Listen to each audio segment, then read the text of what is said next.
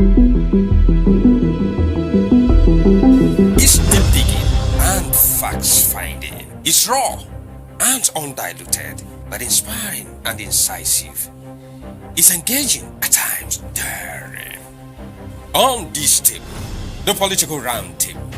On Africa's Global Voice, Coal City Television, your interactive TV. It's all about political actions and reactions, views and events, persons and personalities, dribbles, the dribblers and the dribbled, causes and consequences. On Political Roundtable, we gauge the political climate and set the agenda for the players and for the people through talks and analysis. On Coal City Television, Fridays, Saturdays, Sundays and Mondays, 5 p.m. to 6 p.m. Join us. Hello, good evening, and welcome to Nigeria Decides on Coal City Television. Of course, we are still looking at the different happenings as related to politics in the country, and every event that has to affect in one way or the other the politics of the nation. I'm Wafo Joshua for today, and today I'm joining the program with Mr. Ugwabo Emmanuel. Of course, we have a lot of different things happening in the country, Nigeria, and today we are looking at a group of persons, a sect, or a tribe. I don't know how to really put this, but this is a group of people that started off as hope to the common man. They started like a place of return, started preaching how to restore peace, how to take us from the place we are to a place that is better off. I'm talking about the indigenous people of Biafra.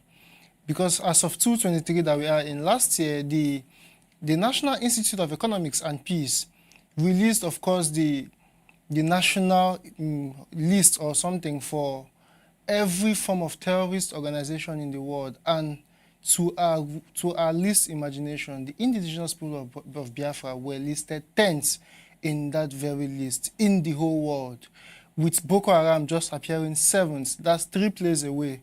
And it's a thing of concern because these are movements we have believed in to portray peace, to bring us together, to bring us as a common people in love, and of course as brothers and sisters. So how did we get it wrong? Why are we here? How could the world now see us as a terrorist organization? Because like it or not, as an Igbo man, as an Igbo son or daughter, you are seen as a member of the indigenous people of Biafra in one way or the other. Mr. Zoba, how are we taking this? Because you can't really take yourself off this. Once you say your name and it has anything Chuku or something, and it appears Igbo, you are seen like somebody from Biafra. You can have a way to logically deny it, but that imprint is in the mind of almost everyone outside Nigeria. I've had friends who have lived in Cameroon, and they usually call them the Biafra, like Biafrans or something. So how are we going down with this? The question is simple. When you talk about terrorism, it's not about the people. That is why the word terrorism is usually associated with the word sect. It's not a people, it's a sect. So when you come inside a people, you have a group of people, a sect that have chosen to do this or that. So that some people are identified as Biafrans,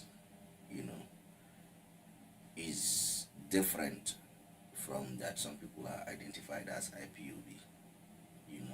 IPOB is a sect. You cannot tell me that every Mohammed you see is Boko Haram or Fulani henchmen. You can't tell me that if any Sanusi or Ali you see is Boko Haram, And then you cannot tell me that every Eboma you see is Niger Delta militant, or that every Shegun you see is OPC. It's not that way, So you cannot generally classify the Igbo people as being the IPOB. Their acronym means Indigenous People of Biafra. That is what they think, they call themselves. Boko Haram, they said, Western education, that's it. So for them, they're a sect, and for them, they stand for Islam. So in their mind, every Islamic person is Boko Haram, just like in the mind of every IPOB person that every Igbo person is Boko Haram. it's left for what a terrorist sect thinks of itself. You know, it's different from what is actually the reality. You know why I'm talking about this and why this topic seems to be a thing of concern is because as an Igbo son, in one way or the other, our grandparents, some of us are parents.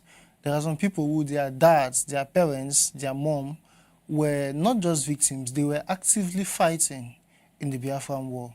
They had a role or two to play and they didn't expect this turnout of events where today, years later, the same No, thing they fought no. for is now seen It's- in another light, different from No. the reason why the whole struggle began. It's not what they fought for. That is where people make a mistake. It's not what they fought for. You know, my grandfather died during the Biafran War. My father fought in the Biafran War.